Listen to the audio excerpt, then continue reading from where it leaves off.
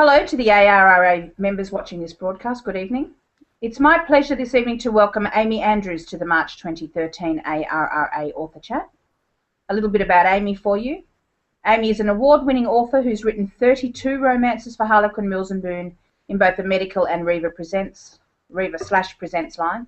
She wrote her first book at the age of 22 while unemployed and freezing her butt off in the UK, largely because it involved being able to stay in bed with her electric blanket. 1 12-year apprentice later, she finally got the call. To date, she's sold over 1 million books and has been translated into 13 different languages.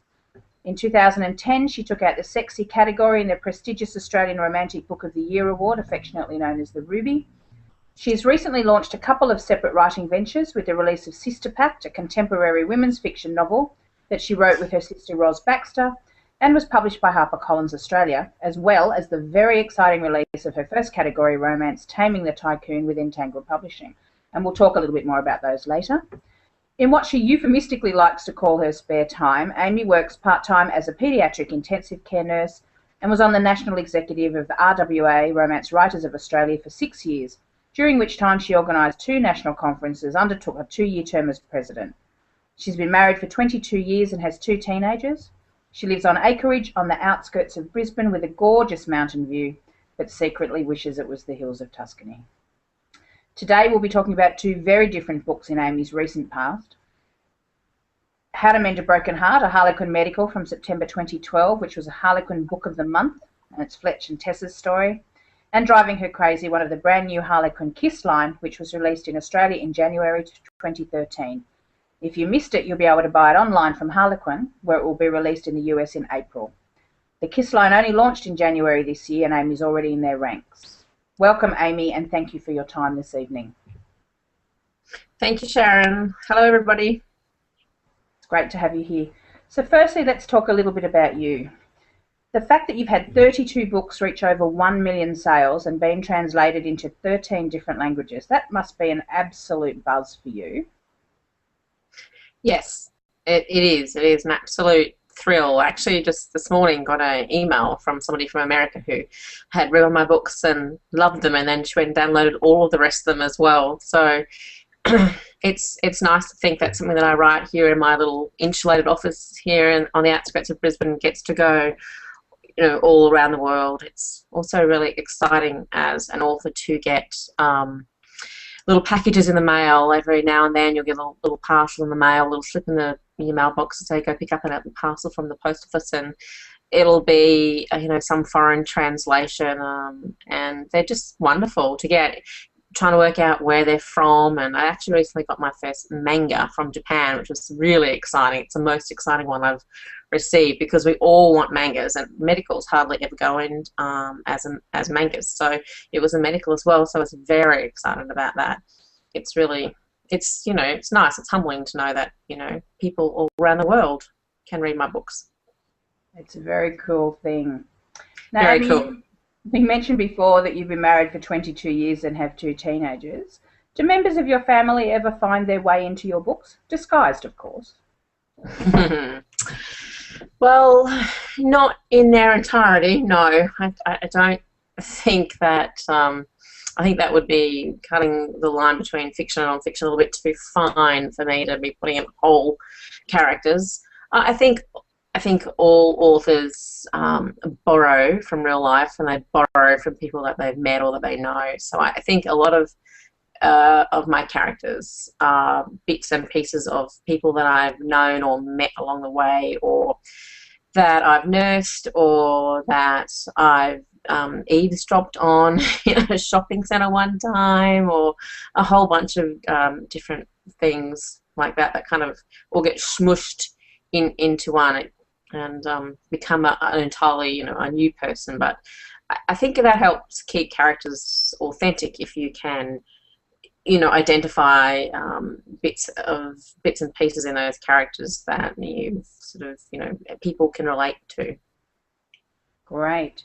You mentioned at the recent ARRA book signing, well, in the program, that you're a night owl. Have you always been one, or is that a result of your other career as a paediatric intensive care nurse and night duties?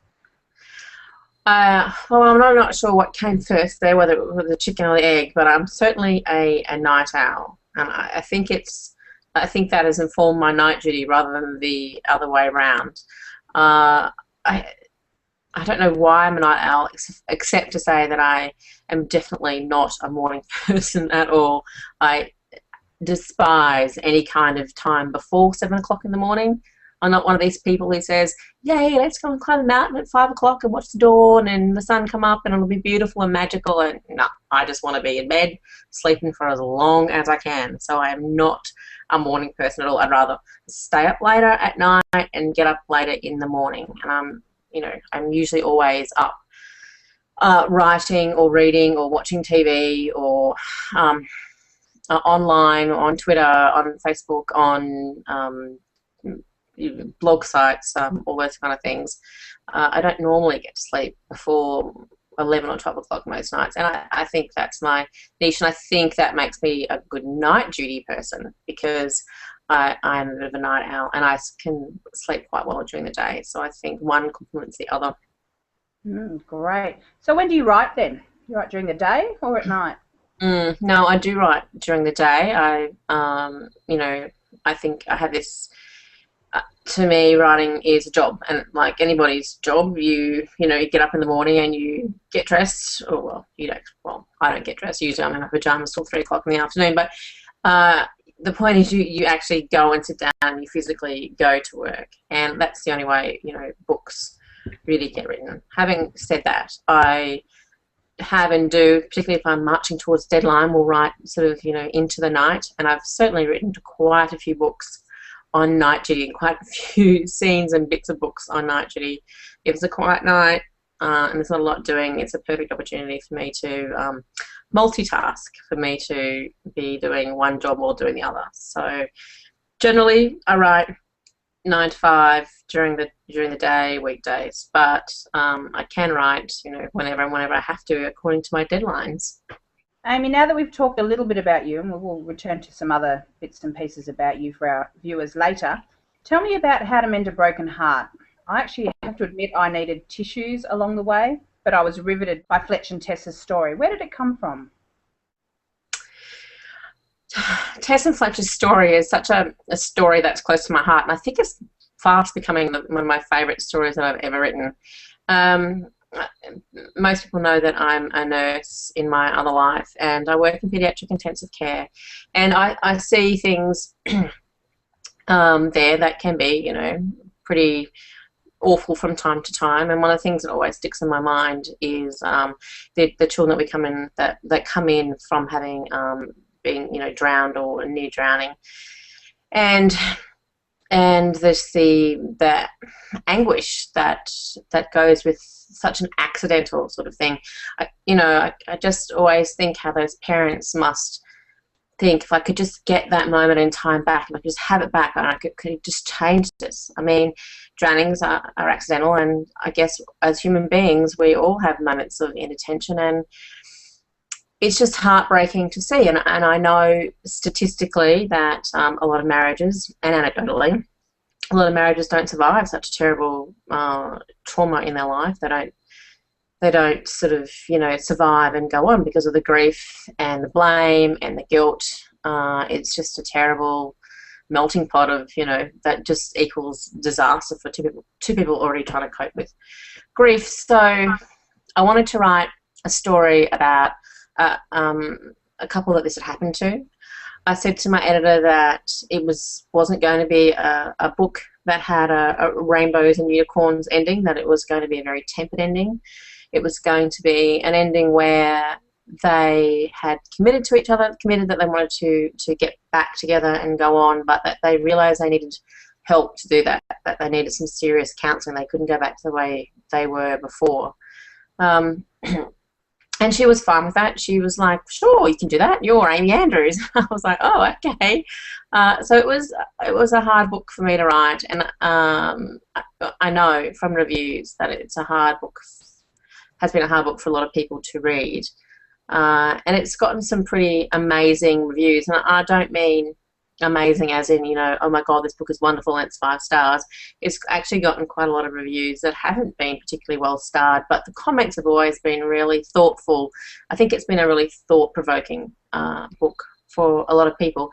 But mostly I wanted to write about two very, very broken people, and particularly Tess in the book. Tess is really broken, more so than Fletch. Tess is in a very unhealthy grieving cycle. She's never gotten out of that rut at all. And whilst that is unusual, that does happen. And so I really wanted to sort of explore how two broken people can come back together again, and give them a happily ever after. So yeah, that was sort of my thinking behind the book. It's a different story too, because there was such a long time between their divorce and them coming back together, and the most unusual circumstances that led to Fletch to make his request of Tessa. Alzheimer's is such an insidious disease, you know, it robs people of their memories and families of their loved ones. Is this part of the story something close to your heart also? Well, I haven't been personally affected by Alzheimer's at all, so for that angle, no. I do tend to be very much an issues sort of driven writer. Most of my books, medical books particularly, are about a particular issue, a particular disease, or a particular disorder that I can build the story around and sort of infuse the scenes in the book with you know, little bits and pieces of information about whatever it is that I'm writing about. I have nursed people with Alzheimer's. I do know the heartbreak of that, and I can remember looking after a lady during my training. She was a dear little old lady, and she just had, you know, she had no memory at all. It was terrible. Her husband used to come and visit her, and she didn't know who he was, and he was just heartbroken when he would leave crying, and she would sort of be patting his hand and saying, "It's okay," and, you know, I had no idea that they'd been married for 50 odd years, and it was just so heartbreaking. And I think that sort of thing doesn't happen in isolation. You know, families are affected, and has a massive ripple effect on all the extended family as well. So although that book only really touches on Alzheimer's, it doesn't really it's not the main focus of the story. It's also, you know, another area that a lot of people deal with. So, and I hope they can relate to that as well in the story. So to our viewers, if you've missed How to Mend a Broken Heart, do yourselves a favour. Get online, download it from Harlequin on ebook, or scour Amazon in your local bookstore for a copy. You won't be sorry. It's a multi-layered story with wonderfully human characters that you'll love and find yourself barracking for as they negotiate a 10-year chasm that separates them from the beginning of the book. So, you know, it was a wonderful story, and it's one that will be sitting on my shelf for a while. Now, Amy, for a different, though no less intense story, let's turn to Driving Her Crazy. How excited were you to be asked to be joining the KISS clan so early in the line's infancy? Well, I was very excited, Sharon, very excited. You know, that line, the KISS line, is new. It's had a bit of a, you know, checkered past, some upheavals. It's come out of the Reba and the modern heat and sort of lots of different experimental things that have been happening in the last few years. So it's nice and good and great to see it having some cohesiveness, having some direction, having it being really well received, even though it's early in its sort of life cycle so far. Has been fabulous to see. And it's just full of such fabulous, amazing writers. I mean, how could you not be thrilled to be with people that, you know, I've read and admired and for a lot of my life, really. So, yeah, it's exciting. It's exciting to be part of something new as well, to have that sort of newness of people, you know, that sparkly, shiny thing where people want you just because you're new. So I think it's, you know, it's a great line. It's a great story. So hopefully it will live long and prosper. But the covers are lovely. The content's fabulous, so I hope people out there really give it a go. Yeah, well, I've downloaded a few of them and I've enjoyed each and every one. They're very different, lots of fun. So back to Driving Her Crazy. Where did Sadie and Kent's story come to you? Well, Sadie and Kent's story came from, I wanted to do a road trip story. That was my first sort of inspiration for that. I think road trip stories are fun. I think I've not ever done one before, and I think there's something about putting two people who don't really get along in a car for hours and hours and hours and not let them be able to escape. I think that leads to interesting interesting situations. The second part of that was I really wanted the heroine to be based around that actress Kat Denning. Now she was actress who was in Nick and Nora's Infinite Playlist, and she's currently starring on television in that TV series called Two Broke Girls. And although she's recently just lost a lot of weight, I noticed in the second series of Two Broke Girls, she's a girl that's really busty and really curvy, and she's got these amazingly full lips, and she's really rich and curvy, and she's just fantastic. She's just like a real woman. And so I wanted to make my character in the book, I wanted to base her on Kat Denning. So when I thought about that, I thought that this girl would probably have a lot of body image issues, as women who tend to be curvy in today's supermodel society do tend to have issues about that. And then I wanted to sort of put her into contact with somebody who didn't care about any of that, who, Kent has been on the road as a photojournalist in war zones for a decade. He doesn't care if your hair's pretty or what shade lipstick you're wearing. He's more into, the important things in life and the bigger issues. So I wanted to kind of have them sparking off each other from the beginning. And I wanted to make the book, again, have a bit of the bigger issue in that book is about body image and about toxic relationships, and how toxic relationships can ruin you and screw with your head for a very, very, very long time. Yeah, well, I loved it, and I found myself, I had to put the book down. I was in a restaurant the other night reading it, and I was laughing out loud, so I had to put it back in my handbag with the spider scene. Oh, I loved the spider scene. I loved writing the spider scene so much, because I'm such a scaredy cat, fraidy cat of spiders to just give me the heebie-jeebies. So writing that scene was no hardship at all. I just took every spider experience I ever knew in my life and just multiplied it by 10. I'm with you. Now, Amy, Kiss is not your only early outing. I mentioned briefly in your bio Taming the Tycoon for Entangled Publishing, your first category romance with them, and of course Sister Pact for HarperCollins Australia with your sister Ros Baxter. Tell us about these books. Okay, so as you mentioned, Taming the Tycoon is my first category romance for Entangled Publishing. It came out last August, so it's been out for a while now, and it's a great little story that I loved. It's a bit quirky and it's a bit different. It's got a little cute meat about the heroine is at a protest meeting protesting the hero's company knocking down a really old walled rose garden, and it's her job to go and perform a citizen's arrest on him. And this protest group are a little bit disorganized and a little bit, pathetic in lots of ways, and they couldn't find handcuffs. At the last moment, somebody had a pair of sex shop handcuffs, these pink fluffy ones, so they used them. And so that was sort of the setup for that. But I kind of, when I first had that book in my head, I had the character of Addie in my head, and she was a sort of alternate character with, sort of torn denim jeans with flower patch on her bottom and sort of beaded hair, and and I just knew in my head, in my imagination, I could see that she was somebody that had been through a lot, that she'd been sick and that she'd had a major change happen in her life. And so therefore, she's gone very alternate. So I wanted to put her up against somebody who was the opposite of alternate. And the tagline for the book is an unstoppable force is about to meet its first immovable object. And it's exactly what the story is about. He's not used to somebody sort of sitting down and saying, no, I'm not going to do that.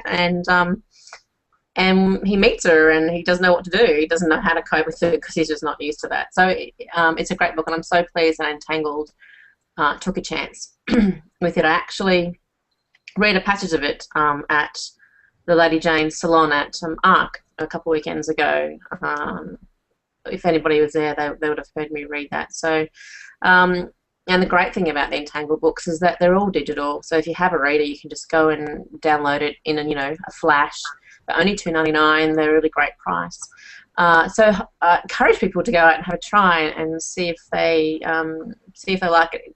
I don't think they'll find a lot different from my normal, it's Amy Andrews writing for a different sort of publisher. But I think that it's, the quirks in there, I think they'll notice and hopefully they'll enjoy. With Sister Pact, on the other hand, it's a very different book again. It's a big single title, so it's, double the length of my normal categories. It's a book that I wrote with my own sister, so that was an interesting process, how we worked that out. She wrote, the book is about two sisters who are estranged, and she wrote one sister and I wrote the other sister, and we told the story in alternating point of view chapters as the story went along. It's about both sisters being trapped on an island in a reality TV show, sort of like Survivor, and whilst there are romantic elements to it, there are definitely two little side romances in the plot. It's actually really a story about how the sisters come back to each other. It's actually a kind of a romance between the sisters about them finding their way back to each other. So we were ecstatic when it was bought pretty much instantly by HarperCollins, and we were just really happy that our first venture out together got such great, got such a quick response, and that people have really responded to the book. Yeah, it sounds great. And I wonder how you went, did you share what you were going to write for each other, or was it a surprise when you read each other's work? We had an outline that we worked from, so we sort of knew loosely what was going to happen in each chapter as we went along, although that often did change, and often my sister would email and say, oh, I decided to do blah, blah, blah instead, and you go, oh, okay, so then you have to readjust and go on. But I think that's one of the best parts of working with somebody else, is that you can, be thrown something unexpectedly and then have to sort of, do your own thing that goes from there. But it tends to make the book better. It certainly makes the book more spontaneous, and not staid. It's surprising every time, and we laughed so much when we wrote that book. We had such a great time. We're great friends, so it was a wonderful thing to be able to do with somebody that I love so dearly. So will you do it again? Yeah, certainly. We've done a second Sister Pact book, and that's done now. We're actually thinking of self-publishing it, and we're actually started a third book together as well, which is not a Sister Pact book, but it's it's a book where we've taken a character each and we're writing those from those characters' points of view. So yeah, we really love the experience, and we would most definitely, I'd say that it's going to be a permanent thing with us. We'll always be writing a book together of some degree or other. It sounds like I've got some catching up to do. So let's talk a little bit more about you now. You live on the northwestern outskirts of Brisbane. Have you always been a Brisbane girl until you spent that time in the UK freezing your butt off? No, actually. Prior to that, I was a CQ girl. I come from Central Queensland. I grew up mostly in Rockhampton. Most of my pre-marriage years, I trained at Rockhampton Base Hospital. My dad was a railway man, so we moved around sort of in that area quite a bit. Well, not quite a bit. We moved around a little bit. So, no, coming to Brisbane, and then after I got married, I actually moved to Canberra. My husband lived in Canberra, so I lived there for a little while. We went overseas. When we came back, we settled in Brisbane.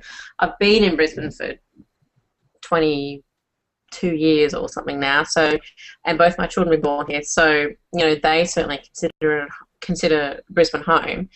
But I think deep in my heart and my soul, Rocky and Central Queensland will always kind of be home to me. You said you had a 12-year apprenticeship before you got published. How do you keep going when there's such a long road to travel? I just think I was just bloody minded. I didn't realise how much I wanted it until they told me that I couldn't have it. Until I got my first rejection, I didn't, hadn't really thought about any kind of serious way. And when they said no, I just thought, well, blow that. I'm gonna write a book, and I'm gonna show them that I can get this book published, and they will accept this book if it's the last thing I do in my life. So I became really, really determined. I wasn't very prolific in those 12 years. I think if I'd been more prolific, maybe I might have gotten my book published a little bit sooner. Who knows? But maybe it was just meant to be the road that I was on. I called it an apprenticeship because I think that if you're going to If you're going to write a book and you want to get it published and you're serious about that, then I think that you need, unless you're amazingly gifted or have your first book picked up, I think that you need to work on that. I think rejection is good for your writing as much as it is not necessarily very good for your soul. It's a good thing for your writing. I think I learned so much stuff in that 12 years, and not just about writing or craft. I learned a lot about industry. I learned a lot about market. I learned a lot about publicity. I learned a lot about all the sort of extra bits and pieces that become part of the writing journey along the way. So on one hand, I wish it had been shorter, but on the other hand, I think that was just the way that it was meant to be for me, and I'm pleased that ultimately I did get across the line in the end. I think you need to share with our readers, what number book submission was it that you got accepted for, though? Oh yes, my third full manuscript was accepted. I had put in a partial and 3 fulls, and it was my third full that was accepted. So when I say, that if I'd been a bit more prolific, I might have gotten picked up earlier. I think, I think because I'd got my third one accepted, that if I'd been a little quicker, that maybe I might have been accepted a little bit quicker. So, when I look back, that's quite good to have your third full manuscript, accepted for publication. But again, that was my journey. So here I am today. Absolutely. It's different for every writer, isn't it? Yeah. Now let me throw this question at you. If you could hold a dinner party for anybody from any time in history, who would you invite and why? Oh, the dinner party question. A dinner party. Well, I think that I would invite Florence Nightingale, because I've always been a bit fascinated by old Flo and her history. I'd love to know the ins and outs. I think it's amazing that, this woman who did the most basic, simple things as far as nursing went, that improved, people were just dying from basic normal infections, and she said, hey, you know what? We should wash our hands. And then people went, oh, that's a good idea. So I reckon that she'd be an interesting person to talk to. I think also that Emmeline Pankhurst would be a pretty amazing woman, strong woman, especially we've just, celebrated International Women's Day, to have it at the dinner table. I think the courage those early suffragettes had, just mind-blowing. We're here today and have the rights we have today because her and women like her paved the way. So I think she'd be very interesting to have. I'd love to have Martin Luther King there. I'd love to talk to him and find out what was he's such a great writer, find out his inspiration for his amazing speeches. I think that I probably should have a writer. That probably sounds like the right thing to do. I think I've been thinking about this, and I think that maybe I would like L.M. Montgomery. She was one of the first sort of books that my mother read to me, and then I read all the Anne books, and I think that she would be an interesting character to talk writing about, from such a different era and a different perspective. It'd be interesting to see what she had to say about today's, sort of publishing landscape. I think, can I go for some eye candy as well? Because I think every dinner party should have some eye candy. I think Prince Harry, because, well, I don't know, do I need to say Prince Harry, Gerard Butler, and Richard Armitage, I reckon, and they would keep the ladies nicely entertained. And I probably wouldn't need to say very much at all, really. Please, please, please invite me to that dinner party. And you, Sharon, you can come as well. As long as I can sit next to Richard Armitage, I'll be happy. You might have to fight Florence Nightingale, I reckon. Now, Amy, as the writer of such wonderfully intense, funny and interesting books, let me ask you, can you even pick a favourite 5 movies of all time?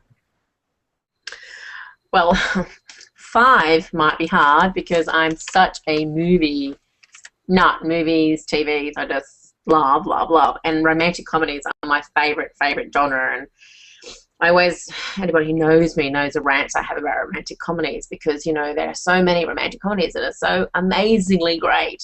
And there are other ones that could be amazingly great and aren't, because, I don't know, because they hire these big stars to do them and don't bother worrying about the rest of the story or the plot. They just rely on the star names. But anyway, I've got probably more than 5. Notting Hill, Love Actually, and Four Weddings and a Funeral. They're my Hugh Grant. Oh, actually, and Bridget Jones's Diary. They're probably 4 of my top 5, and they've all got Hugh Grant in them, so go figure. Big Fat Greek Wedding is also, that's probably, oh no, When Harry Met Sally is definitely also one of my top 6. And then I've got a whole bunch of other romantic comedies. But I also really love the Die Hard movies, which is really, I know, I can't explain why I like them. And I particularly love number 4. I love that line that they say at the end, you know, that's why you're the man. It's just it's so romantic. It's between 2 men, but I love it. I love the Die Hard movies. I love Stranger Than Fiction, and I love, one of my favourite movies of all time from when I was like a teenager, is Dead Poets Society. I left that movie feeling like I could do anything in the world that I wanted to do. Well, I left it sobbing, actually, but apart from that, I left it thinking that I could just do or be what I wanted to be. It was such an inspirational movie. It's hard to choose one. I was going to just ask you one, but I figured, you know, we've talked before, and it's hard for anyone to choose just one, isn't it? Now, Amy, you mentioned that if you could, you'd like to live in Italy. What draws you to that part of the world? Oh, really? You know what? I don't know. I don't know what it is that draws me. I feel like that I was probably a Roman goddess in a previous life, because it just draws me. Everything about Italy draws me. I've been around the world a little bit. I've seen a lot of places, and there's a lot of places I haven't seen, but I know that if I don't go back to Venice again before I die, I'll be a really cranky ghost. I know that if I don't see Cinque Terre before I die, I'll be a really cranky ghost. I know that if I don't go back to the Amalfi Coast again, I'll be a really cranky ghost. There's these areas of Italy that I just, you know, even though I've been to them, I want to go back because they're just so amazing. I don't know if it's the culture or the history or the people or the weather, or, you know, I know that I want to go and live in a Tuscan, you know, house in the hillsides with grapevines and stuff growing in the distance, because I don't know, I think there's just something about it, I think, that feeds my artistic soul or something. I feel like I could go there and paint or something, which is ridiculous because I can't paint. I can't even draw a stick figure, but it just is that kind of, you know, feel and inspiration for me. I love it. Roman goddess, that's it, for sure. I must have been, sure. Sounds great. Now here's a curly one for you. What is one interesting fact that you'd like your readers to know about you? Right. Well, that is a curly one. I'm trying to filter the facts because there are some things I wouldn't want them to know about me at all. I don't know how many people know this, but I wrote that book that, you know, you mentioned in your intro. I wrote that book in 10 days, a chapter a day for 10 days. So I think that's pretty interesting. It just sort of, as I think most first books do, that just sort of flew out of me while I was sitting there on my electric blanket, a chapter a day for 10 days. So it was an amazingly creative time. I was just, you know, in love with it. I just wanted to get it out and down. I was so excited. It was terrible, of course. It was awful. It was just dreadful. But, you know, the passion for it was there, really. It was addictive. Great. Well, 10 days is pretty darned amazing, let me tell you. No, I wish I could do that now. Nice. So, Amy, what's next for you? What's next? I've got a few books coming out this year. I've got a medical coming out I've got the KISS book that's coming out in April, Driving Her Crazy. I've got a medical coming out in June called One Night She Would Never Forget. And I've got, I've done a KISS continuity with 3 other authors, with Heidi Rice, Amy Carson, and Kimberly Lang. And it's based around a wedding like 4 wedding sort of stories, and my book's called The Girl Least Likely to Marry, and I had a good time with that. I had a geek girl in it, like a really kind of Sheldon-esque kind of girl, and who falls for a jock and, like, you know, loses 100 IQ points because she's suddenly with somebody she can't believe that she's with. I'm writing about 3 books in the next 6 months, so I've got a busy writing schedule this year as well. And I'm writing some more stuff for Entangled. I'm writing for their Brazen line. I'm writing a 4-book series for that, which I'm currently writing the first one, so I have no information about if or when that might come out, but I'm really enjoying that as well. So now, Amy, for our readers, this is very exciting. For our viewers, it's very exciting. I believe you have some giveaways for our viewers. Yes, that's right. Yes, I am going to be giving away 3 copies of Taming the Tycoon. So these are digital. This is a digital book, so it's digital copies. So for the first 3 people that go to my website and use the Contact Me button on my website, I will send them a copy of Taming the Tycoon. So when this goes live, go to my website and email me, and the first 3 that come through on my email, I will let them know, and I'll be sending them off a copy of Taming the Tycoon. Fantastic, thank you. So there'll be some very happy people in the not too distant future. Thanks for your generosity there. Amy, I think that about wraps up our chat, and I'd like to say a big thank you for giving up your time this evening to spend it with me. Good luck with the sales for driving her crazy, and we look forward to seeing many more of your books on the shelves. A reminder of Amy's website. To keep up with Amy and all of her successes, you can visit her at www.amyandrews.com.au. It's also there that you can find out how to email her to discuss writing workshops and library visits, though they may be limited to the Brisbane area. Amy, thank you again, and good night, everyone. Thank you, Sharon. Bye, everybody.